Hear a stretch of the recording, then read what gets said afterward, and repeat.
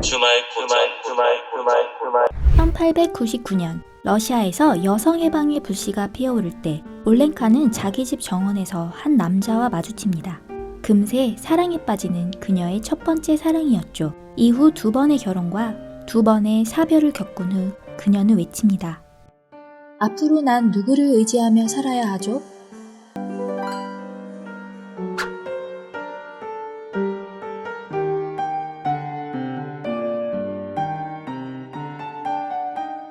소설은 계단에 앉아있던 사랑스러운 장밋빛 올렌카에게 쿠킨이라는 남자가 다가와 말을 거는 장면으로 시작됩니다. 이 남자가 바로 올렌카의 첫 번째 사랑, 극장 지배인 쿠킨입니다.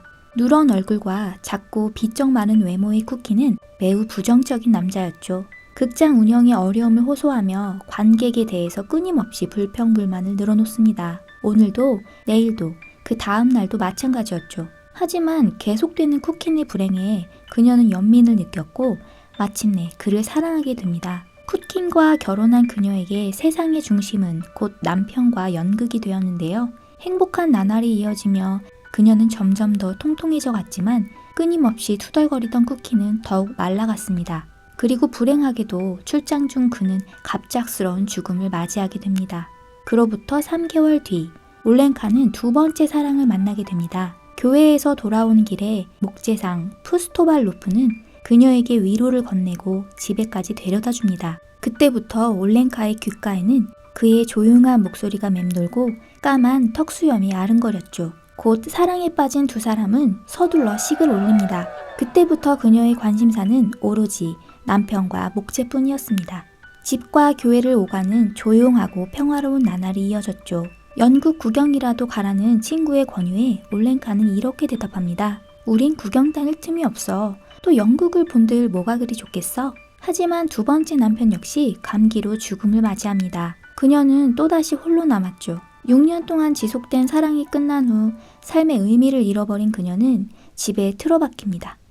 한순간도 누군가에 대한 애착 없이는 살 수 없었던 올렌카는 하숙인이었던 수의사 스미르닌과 3번째 사랑에 빠집니다. 새로운 연인이 된 그의 생각과 말을 따라하며 행복하게 지내지만 안타깝게도 이 관계 역시 곧 끝나버립니다.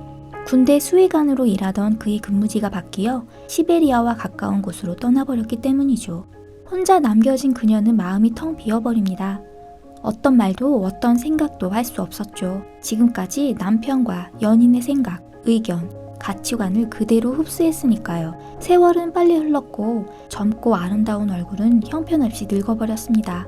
이제 그녀를 보고 귀엽다고 말하는 사람은 아무도 없었죠. 그녀는 행복하지 않았고 마음은 공허했습니다. 필요한 것은 사랑뿐이었죠. 몸과 마음을 사로잡고 생각과 삶의 방향을 제시해주는 그런 사랑 말입니다. 그러던 어느 날 누군가 문을 두드렸습니다. 바로 수의사 스미르닌이었는데요. 너무나 외로웠던 그녀는 그의 가슴에 얼굴을 묻고 울음을 터뜨립니다. 그는 별거 중이었던 아내와 다시 재결합을 했고 이 마을로 돌아와 정착하고 싶다는 말을 내비칩니다. 그의 가족들에게 집을 내어주고 별채에서 지내게 된 올렌카는 이 가족의 등장으로 활력을 되찾게 되죠. 그리고 스미르닌의 아들 사샤에게 모성애를 느끼기 시작합니다.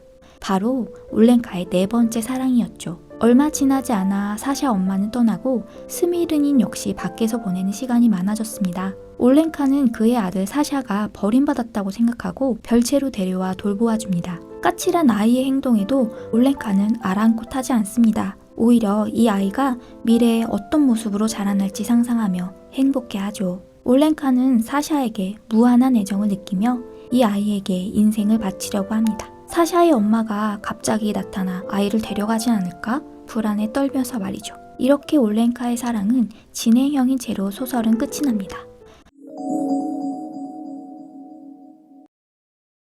여러분은 귀여운 여인의 주인공 올렌카에 대해 어떻게 느끼셨나요? 누군가는 남자 때문에 주체성을 잃어버린 그녀를 비판적으로 바라보기도 하고 누군가는 사랑의 욕망에 충실히 따라가는 그녀를 그저 귀여운 여인으로 인정하기도 합니다. 문호들의 의견도 극명하게 갈렸습니다. 위대한 작가 톨스토이는 올렌카를 헌신적이고 숭고한 여성상이라고 극찬했고 혁명가이자 작가였던 막심 고리키는 정체성을 잃은 수동적 여성이라고 비판했죠.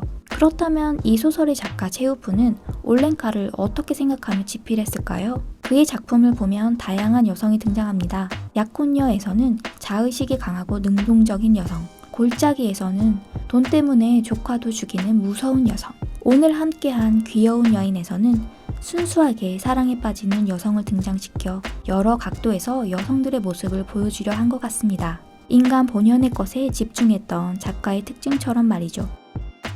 또한 올렌카에 대해 주목할 점은 극 중에서 어느 누군가에게도 미움을 받지 않았다는 겁니다. 남편과 사별 후 바로 다른 남자를 찾는 올렌카를 보며 마을 사람들은 비난 대신 너무 당연한 일이라고 생각을 하죠. 계산적이지도 않고 아무 조건 없이 몸과 마음을 상대방에게 맞춰 나가고 있으니까요. 3명의 남자에게 그랬고 마지막으로 사샤에게도 마찬가지였습니다. 사샤를 향한 올렌카의 사랑은 심지어 헌신적이고 희생적이죠.